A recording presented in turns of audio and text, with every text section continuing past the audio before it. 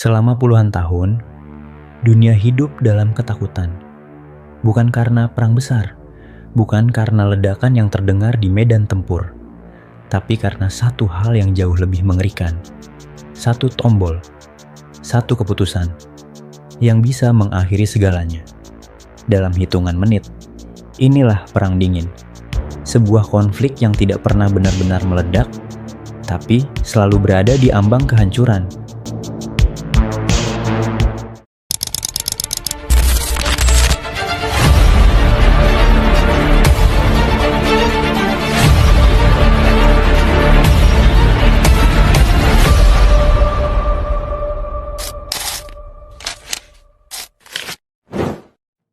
Semuanya dimulai setelah Perang Dunia Kedua berakhir. Dunia hancur, kota-kota rata dengan tanah, jutaan orang tewas. Namun dari kehancuran itu, lahir dua kekuatan besar, Amerika Serikat dan Uni Soviet. Mereka bukan hanya negara kuat, mereka adalah dua dunia yang berbeda. Amerika membawa kapitalisme, kebebasan individu, pasar bebas, dan demokrasi. Uni Soviet membawa komunisme, kesetaraan, tapi dengan kontrol negara yang ketat. Dua ideologi ini tidak bisa berjalan berdampingan, dan dunia dipaksa memilih. Inilah awal dari ketegangan global yang berlangsung lebih dari 40 tahun. Dunia terbagi menjadi dua blok. Blok Barat dipimpin Amerika Serikat bersama sekutunya di NATO. Blok Timur dipimpin Uni Soviet dengan Pakta Warsawa. Negara yang tidak memilih seringkali justru menjadi korban. Salah satu simbol paling nyata dari perpecahan ini adalah Jerman. Negara itu dibagi dua. Jerman Barat berada di bawah pengaruh Amerika. Jerman Timur berada di bawah kendali Uni Soviet. Dan di tengahnya berdiri sebuah tembok Berlin. Bukan hanya pembatas fisik, tapi simbol dunia yang terbelah. Keluarga terpisah. Orang-orang tidak bisa menyeberang.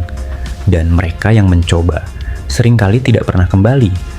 Namun Perang Dingin bukan hanya soal batas wilayah. Ini adalah perlombaan kekuatan. Kedua negara mulai membangun senjata paling mematikan dalam sejarah. Bom nuklir. Senjata yang bisa menghancurkan satu kota dalam sekejap. Namun perlombaan ini tidak berhenti di satu atau dua bom. Mereka terus membangun, lebih banyak, lebih kuat, lebih mematikan. Sampai jumlahnya cukup untuk menghancurkan dunia berkali-kali. Konsep ini dikenal sebagai mutually assured destruction. Jika satu menyerang, keduanya akan hancur. Ironisnya, ketakutan inilah yang justru menjaga perdamaian. Namun, ketegangan tetap meningkat. Dan dunia hampir benar-benar hancur pada tahun 1962 saat krisis misil Kuba terjadi. Uni Soviet diam-diam menempatkan rudal nuklir di Kuba, hanya beberapa menit dari Amerika Serikat. Ketika hal ini diketahui, dunia langsung berada di ambang perang nuklir. Selama 13 hari, semua mata tertuju pada satu keputusan. Apakah dunia akan berakhir atau selamat? Akhirnya, melalui negosiasi yang sangat tegang, kedua pihak mundur. Perang nuklir berhasil dihindari. Namun ketakutan itu tidak pernah benar-benar hilang. Selain ancaman nuklir, Perang Dingin juga melahirkan konflik di berbagai negara. Ini disebut sebagai proxy war. Perang tidak langsung. Dua kekuatan besar tidak bertarung langsung, tapi mereka mendukung pihak yang berbeda di berbagai konflik. Salah satu yang paling terkenal adalah Perang Vietnam. Amerika mendukung Vietnam Selatan. Uni Soviet dan sekutunya mendukung Vietnam Utara. Perang ini berlangsung lama, brutal, dan memakan jutaan korban. Namun Vietnam bukan satu-satunya. Konflik juga terjadi di Korea, Afghanistan, Afrika, dan Amerika Latin. Dunia benar-benar menjadi medan perebutan pengaruh.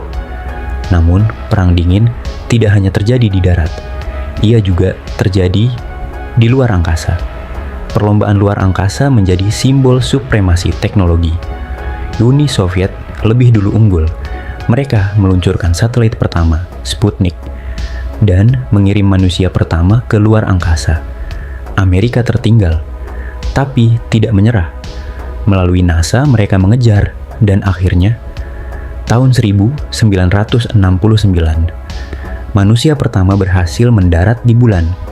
Sebuah kemenangan besar dalam Perang Dingin.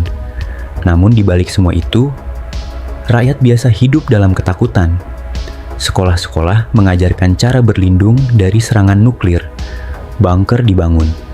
Latihan darurat dilakukan. Bayangan kehancuran selalu ada, setiap hari, setiap saat. Namun, waktu terus berjalan. Dan memasuki tahun 1980-an, sesuatu mulai berubah. Uni Soviet mulai melemah. Ekonomi mereka runtuh, rakyat mulai kehilangan kepercayaan. Kemudian muncul seorang pemimpin baru, Mikhail Gorbachev. Ia mencoba memperbaiki sistem dengan kebijakan glasnost, keterbukaan, dan perestroika, reformasi ekonomi. Namun reformasi ini justru membuka kelemahan yang selama ini tersembunyi. Negara-negara di bawah pengaruh Uni Soviet mulai melepaskan diri. Tembok Berlin akhirnya runtuh. Simbol perpecahan dunia hancur. Dan akhirnya, pada tahun 1991, Uni Soviet resmi bubar. Perang Dingin pun berakhir tanpa perang besar antara dua kekuatan utama, tanpa ledakan nuklir yang menghancurkan dunia. Namun dampaknya masih terasa hingga hari ini. Dunia yang kita kenal sekarang dibentuk oleh konflik ini. Aliansi militer, peta politik, bahkan ketegangan antar negara masih memiliki akar dari Perang Dingin.